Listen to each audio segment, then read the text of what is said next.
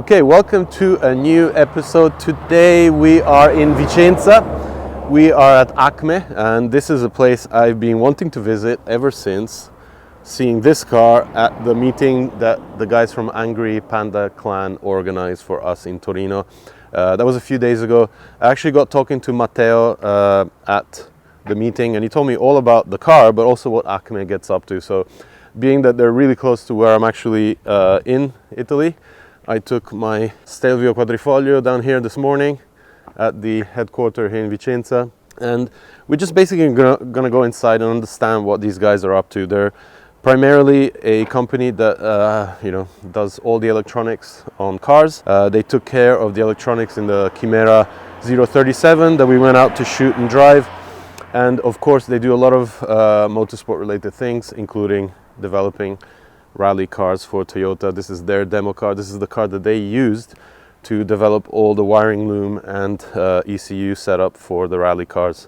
This is actually their demo car. It runs a billet engine, aftermarket turbo, and if you look through the window here, you'll see a nice carbon fiber lever there. That is a sequential transmission.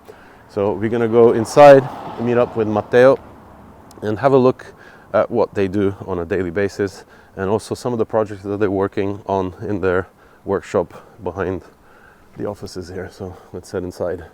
All right, guys, so I'm here with Matteo from ACME. He's going to take me around today to kind of show what you guys do on a daily basis. For sure. That's our Vicenza facilities. Where Vicenza, right? Yeah. Where we produce all the wire looms for the racing cars. Yeah. And also street. And also interesting projects from crazy customers that you guys have. All right, cool. Let's get going. Let's start from here. Here we have Marco. He's using the new machine where we cut and make the laser wrenching on the wiring looms. So every car and all the wiring with the exact function on each wire. So the machine cuts and prints yes, on the wire, so you know exactly it's what. It's not a laser engine, sorry. And you can see the little print there. Yeah.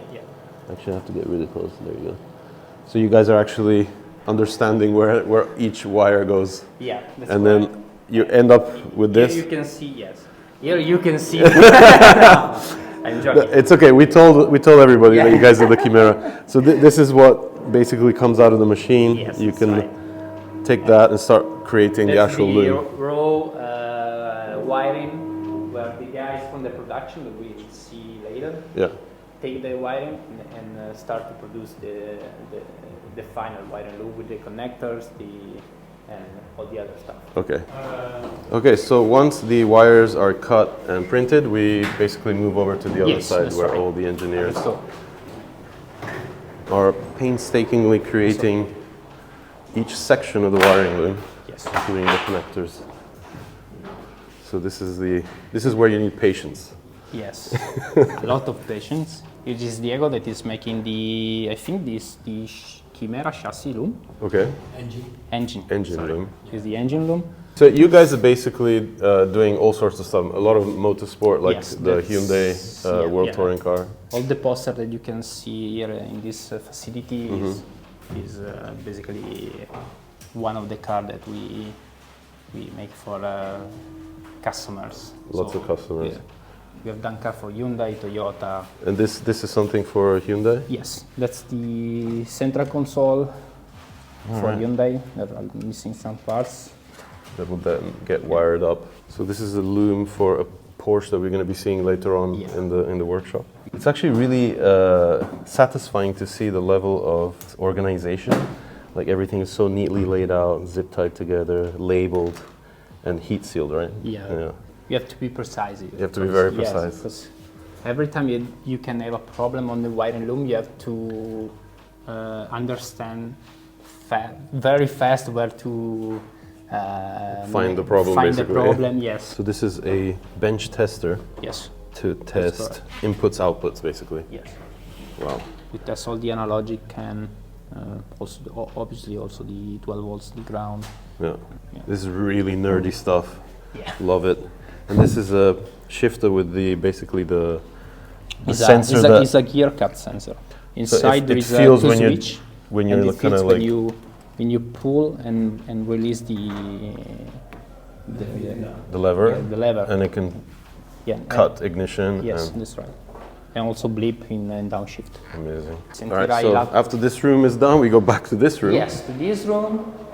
So this tests the entire loom. Yes, that's So right. it pretends that it's a car basically and Yes. runs all the tests necessary to Now confirm that Vladi everything works. will show us.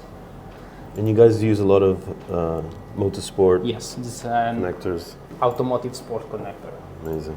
or military connector. Military connector.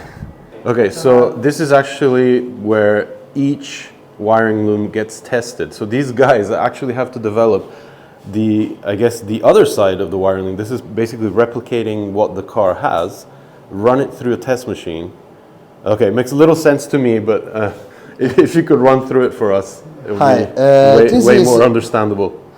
This is a testing wiring loom. I have made all the wiring loom in my post station, and now I'm here to test that it works correctly. Every single problem the problems can be if I change the position of a single connector, or there is an arc of electricity in the wiring loom. Okay, so we're gonna move to the workshop area. See some of the cars that you guys are working on. Yep, that's the place where we installed the Oh wiring. my god. What is this? This is something I was not expecting to see Yeah, today. that's basically a Mad Max project. It's insane. This is Safari 911. For a crazy customer. So is this like used in Safari rallies or? Yes, that's right. Oh yeah, Tunisia Desert Challenge. This is incredible.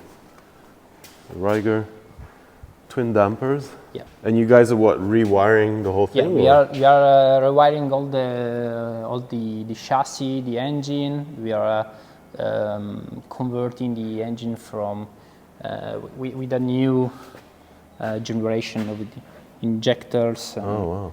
and ECU. Can I If take I a look remember well, inside? also we are going to remove the fuse box for a power box. And Just modernize the electronics yes, basically to that's right. Yeah. make it function better.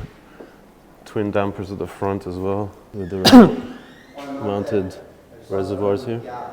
You can see the tubular frame that has been constructed here to mount everything. Four-wheel drive unit, front axle there. Yeah, some Spare. axle. Some tools mounted wherever they fit. Yeah. Some coolers here for the oil. That's a really crazy project. This is insane, tilt and pedal box. It's amazing seeing cars like this in Italy. I had no idea that people would be doing this in Italy. Absolutely incredible. And over here I saw something equally impressive. This is possibly the widest Lancia Delta I've ever seen. Yes, that's one of the wildest B-fuel cars. So this is one of Federico's crazy projects. Yeah. Look how wide this thing is. That is ridiculous. It's all, oh wow. You see the door widening that's going on here. I don't know how many centimeters is wide. It's actually to measure 18, yes, tiny. 18, 20 18, centimeters. 20. Front as well. So this car has had the engine completely rebuilt and ready to go. You can see the billet intake manifold, steel wastegate there, blow valve, and basically you guys are...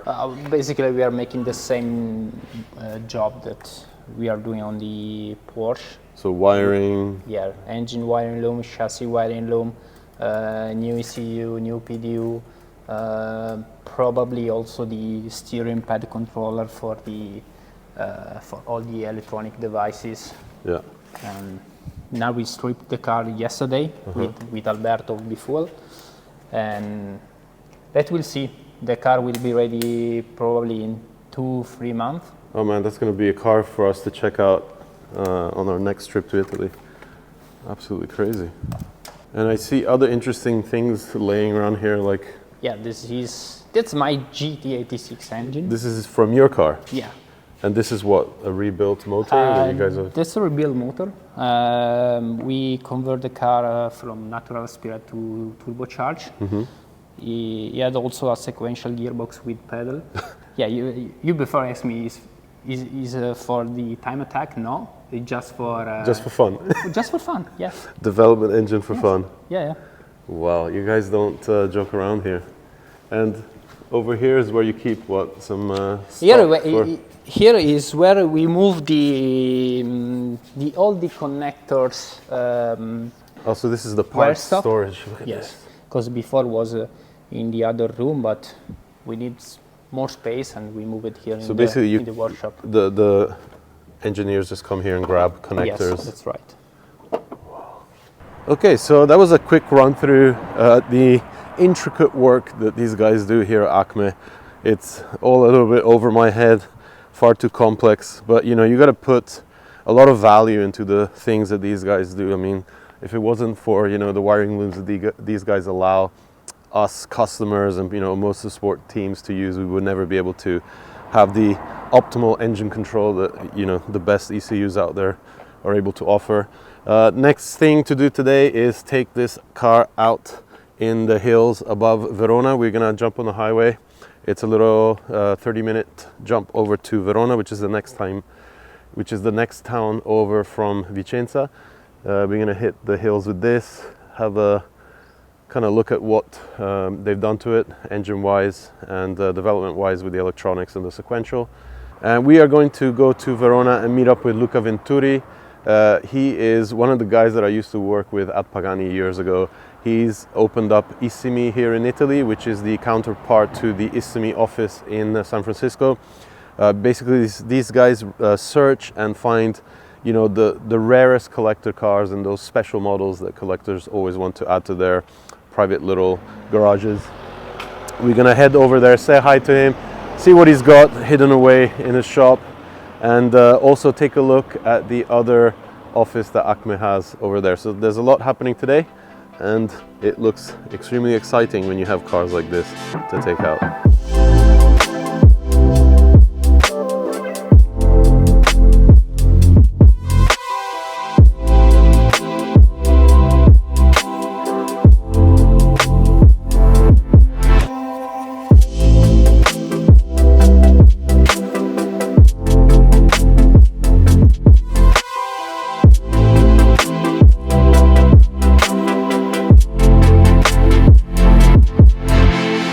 Alright, so 30-minute drive outside of Vicenza. We are now in the outskirts of Verona. This is total wine country, and unfortunately it's a bit, you know, kind of dried up. It is in the middle of the winter here. If it was summer, it would be amazing. But what a spot to drop the Yaris from ACME here. Beautiful location and very fitting, seeing the cars on Dravo. But Matteo, if you can explain what you guys did with your GR demo car. So basically, we bought this car 3 years ago. My business partner Andrea asked me many times to buy a GR because, oh, Matteo, GR will be the new Subaru, the new Mitsubishi Lancer Evo. Oh no, Andrea, I don't want to spend more money for other cars. And this was December 2021, maybe, and I don't remember what. And in January, Toyota Italia called us for a new project based on the GR Yaris. And basically, after this phone call, I ordered a new Yaris. Right, perfect timing. That's the story. And we use this car for develop all the electronics and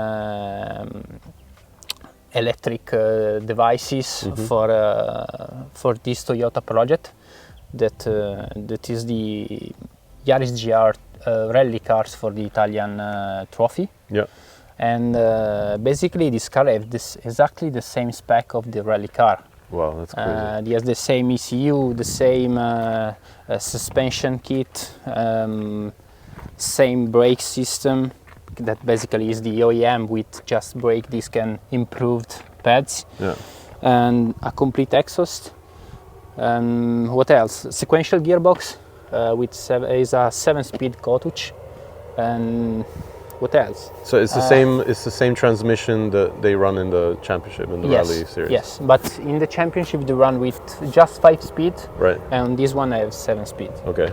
Just because I use it also on the street. Got it. Yeah. And that's it. And can we take a look at the engine? See what it looks like. You guys have completely rebuilt it, right? Yeah, it's a rebuilt engine because The original one is gone, but take part of the game of this. Sure, yeah. I love how it's almost stock looking, but Yeah. far from it. Yeah, it's a stock looking engine, and till 1 month ago I had a bigger turbo because we reached around 600 and I don't remember how many Over horsepower. 600, wow. Yes, but I don't like the spool of the turbo because it was very high. Yeah. And I prefer to downsize the turbo for a smaller one. Yeah. Now the car is much more fun and enjoyable on the mountain streets, and I prefer it. Now I had run 500 horsepower in the which is more than enough on a tiny little chassis like this. Yeah, I'm not a pro driver, and usually I use it with 380, 400, and for me is enough. Yeah. So we come here on this side, we can see the Cyvex ECU there. We can see the billet sequential gearbox. Look, it's a very impressive piece, the even Turi airbox. And what have you guys done to the internals? What pistons, rods, crank is it running? Pistons and rods are made from Italian RP. Yeah. It's Italian company based in south of Italy. I don't remember, but Francesco, sorry for this, but I don't remember where we are based. And what else?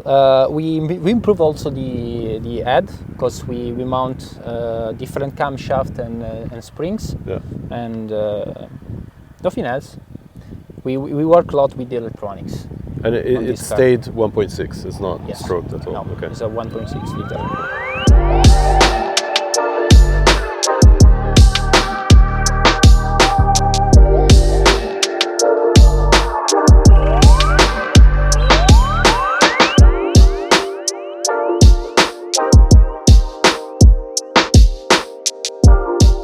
So the cool thing about this car, you open the door and it's pretty much exactly as you would expect it, stock-wise. Except for a strange little protruding carbon fiber member there, and a little display here, which we'll see later on. But it is what you expect it to be, a stock Yaris, except it's far from that.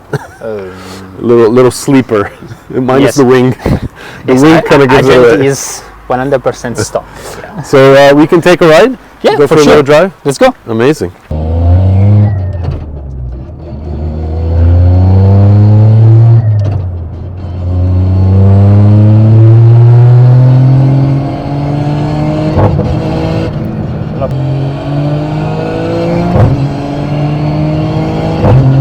Wow.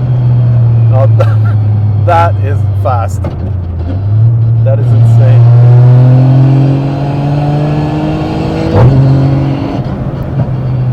So once you're full throttle, you can easily just pull back and it shifts. Yes, and also you can downshift without using clutch. Even at this RPM? Yeah. Oh, wow.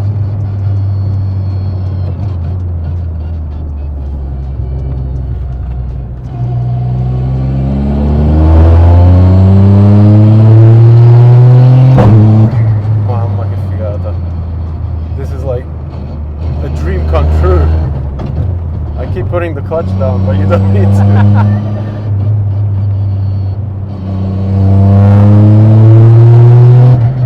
So with this map, how much horsepower are we looking at? 350. 350, okay. Yes. Now you can choose the map 3. So just go like this, 2. Okay, one more. Okay, so this is 3. Oh my god, it's so much faster. It actually smooths out the gear shift as well.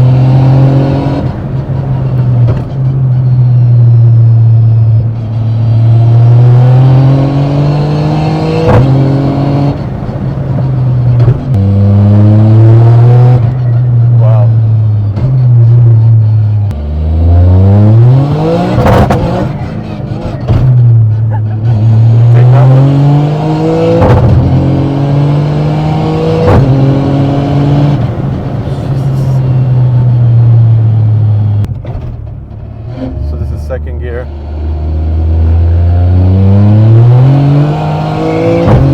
Oh my god.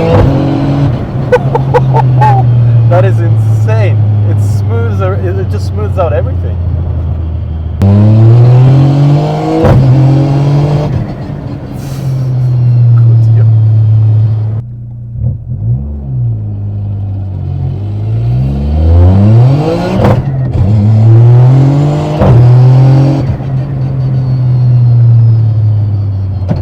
Whole new level of driving.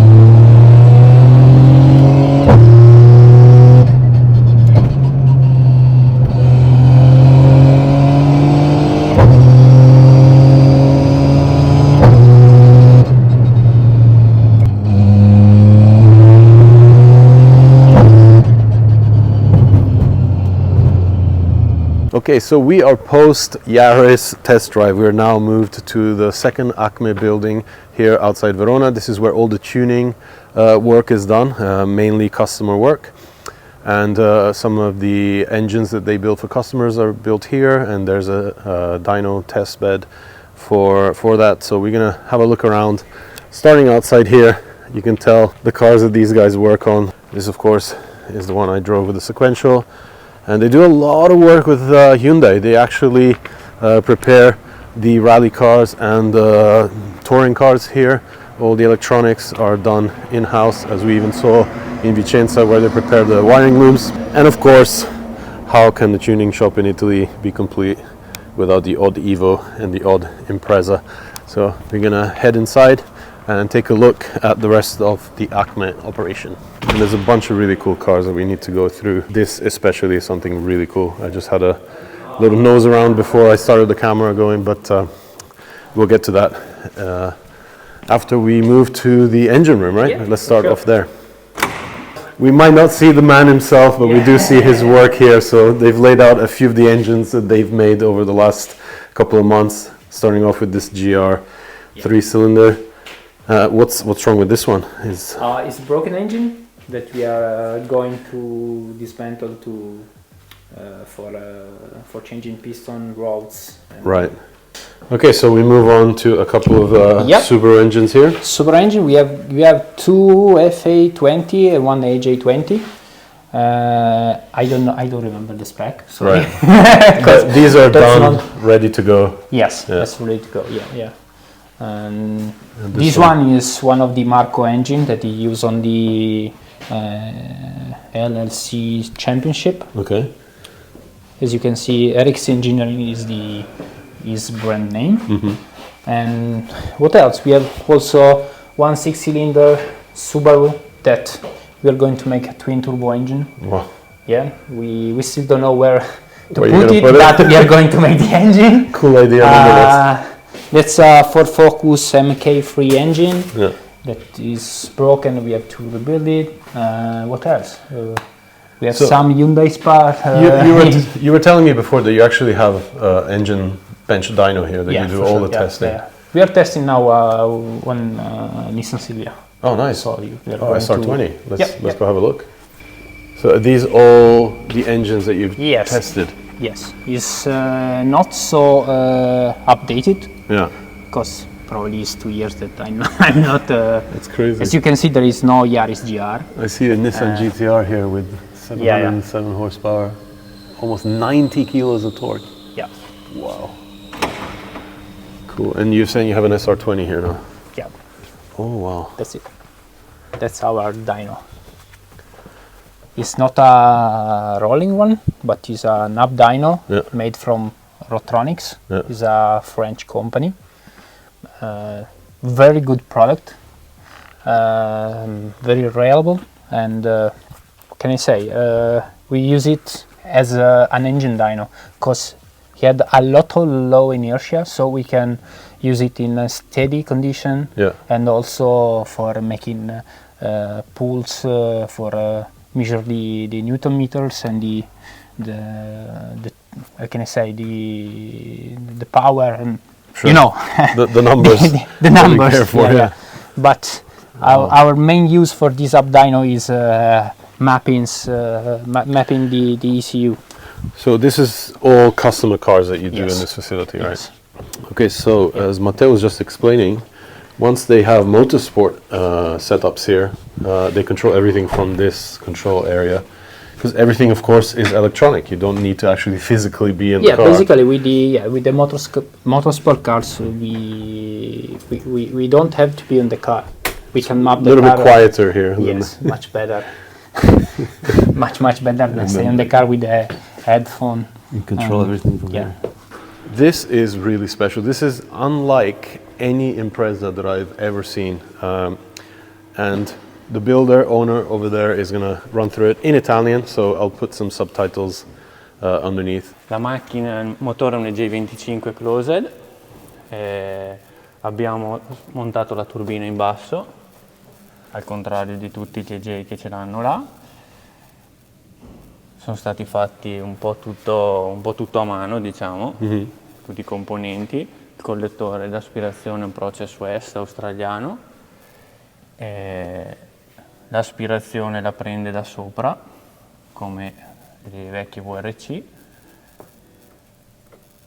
Abbiamo fatto anche una vaschetta del liquido apposita. E poi il radiatore e l'intercooler qui paralleli. I radiatori sì, che prende aria da sotto per quello dell'acqua e l'intercooler prende aria dalla bocca principale. E poi hai detto cambio sequenziale? Cambio sequenziale attuato pneumaticamente con un attuatore pneumatico della Shiftec. E poi carter secco? Carter secco, sì, RCM a 5 stadi.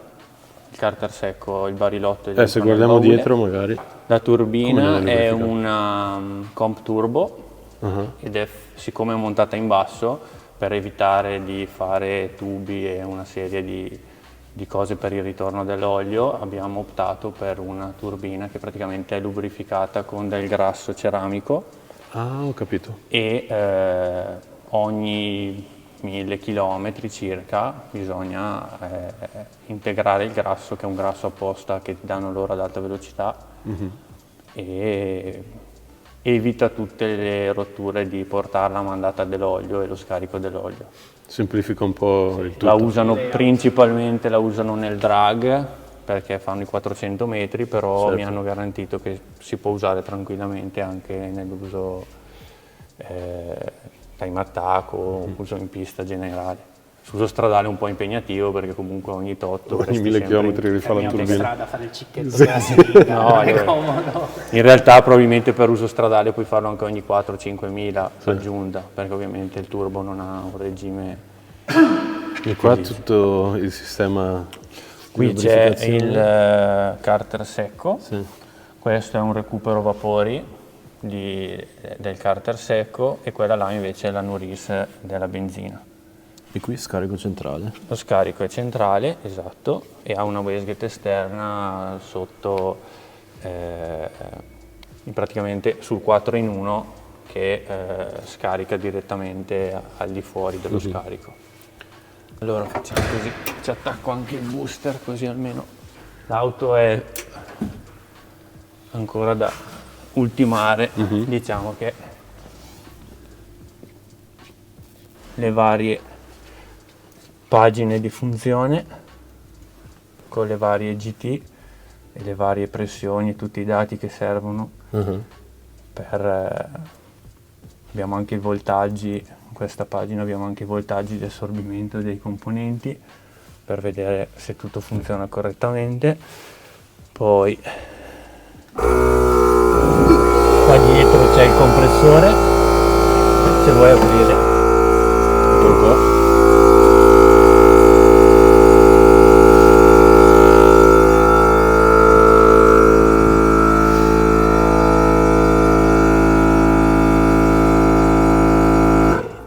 Poi adesso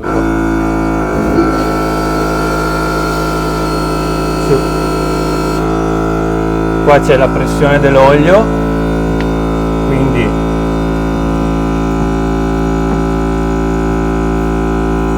volendo si può, quando Fa sentire? Madonna.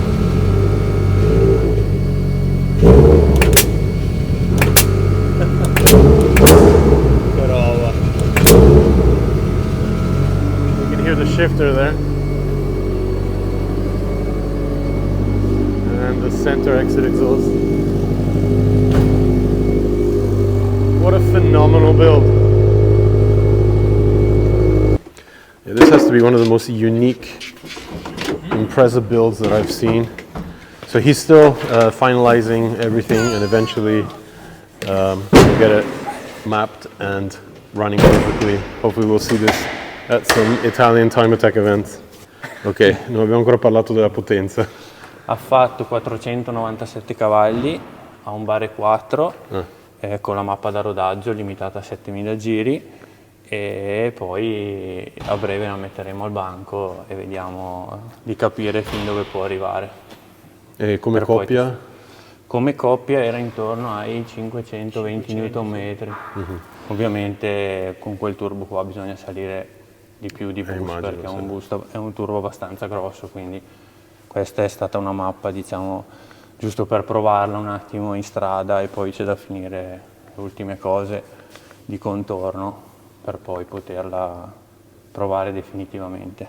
There's a S2000 here being finalized. Of course, like everything here, big turbos everywhere. This needs to be completed.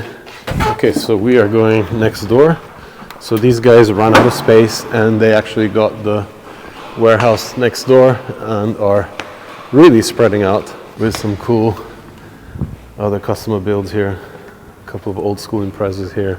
A midget, which actually runs, you were saying it's a 3-cylinder, right? Yeah, it's a 3-cylinder. I'm quite aware of these because we have some in Japan at Motegi, but I believe those run actually NAV8s from America of some sort, but I've never seen one with a 3-cylinder motorcycle engine.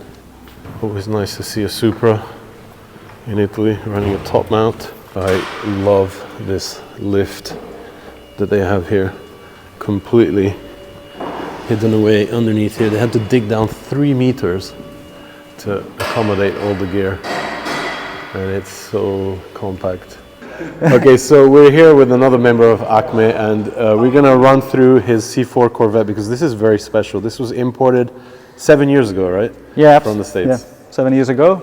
Actually, you know, I was going to getting married that year, so I said, okay, I have to do one stupid last thing before my wife is killing my balls. The budget. In the 90s, I was playing with video games like Test Drive 1, and you could choose between many cars, and there was a Corvette. It was a C4. This is a C4 ZR1 from '94. Actually, I own this car since 7 years, but I drove it for like 10 miles. Because as soon as the car arrived in Italy, the importer said, okay, come with a trailer, or if you have temporary license plates, you can use them. So we had temporary license plates, so I stick it on the car, drove the car, and while I was driving, I said, oh nice, I want to see the pop-up headlights. Yeah. So I switched them on, but actually the battery was completely shorted, because to start the car after all the travel with the ship and all of the waiting times, blah, blah, blah, the battery went completely flat, but it was not just flat, it was also... So I stopped in the highway, and after like 5 minutes the police came because I was stopped in a position that I shouldn't stop there. Yeah. And then, okay, they looked at the papers, and then we realized that the temporary plates were expired. So I was driving a car that was not registered. Just imported from the US? No insurance, nothing on it. So they said, you know what? We have to impound the car. Oh my God. All of the parts that were hidden behind were worse than the one in the front. Yeah, so actually I almost tear down all the car. But okay, now I think that we are very close to coming to an end of this restoration. So I sent the engine to US, to a guy in Chicago, and he rebuilt the engine because this is not brand new. Okay, it's just painted, you know. But actually, this is a quite not common engine because this is a dual overhead camshaft engine, and they made just 6,000, few more of them. So the engine is super rare. Parts for this engine are almost impossible to find. So this guy actually he made his own business, and so the engine is not a 350 anymore. Now it's a 391 cubic inches engine, with all the ports had machined, removed the secondary throttle bodies, many things. So the guy said, 600 horses then. And the wheels, stock wheels? No, these are the wheels from the Shelby Series 1. With These are also proper 90s spec wheels, but I love them because actually the car was coming with these wheels. I said, okay, I want them. Otherwise, there were the saw blades wheels that nobody liked them. But, well. Cool. Well, thank you for showing your car. It was a pleasure. Good luck finishing. Thank you. I will send you an update from Matteo probably because everybody's waiting since quite a long time now because actually it's 7 years that he's sitting here in the workshop. And of course the headlights are here, they flip up. Okay, so I had an awesome time checking out the two venues that ACME took me today. It's really a pleasure to see how these guys have started off in motorsport but have never lost that tuning bug, and they cater to tons of customers' cars, and also to do so have spread out into the next warehouse here outside Verona and set up a really nice wide open space to cater to the builds that they do for their customers. And it's just an amazing thing to see Italian car culture evolve, and I really hope this does not stop. I really hope that the government allows modifications to happen, because it is a sustainable side of the business and you got to keep enthusiasts happy, and these guys are really doing an amazing job. So all the best to them, and we are definitely going to visit the third venue next time we're over in Italy. That's in Torino, by the way. Okay, so after ACME, I've been told that we need to check out another little warehouse close by, which is filled up with JDM stuff, maybe? Yeah, potentially. Not only JDM, even a limousine. It's a kind of madhouse. A madhouse. There's a few kind of hints at what we might find inside. It's a shed. No quality club. I think that hints at everything that's going on here. All for fun, all for driving. And the M5 and that European market Supra with the bonnet scoop and the glass headlights. This is worth a ton of money to the right collector. If I'm not mistaken, they even had that fog light. So good to see that drifting is alive and well for a bit of fun for these guys. And what a space.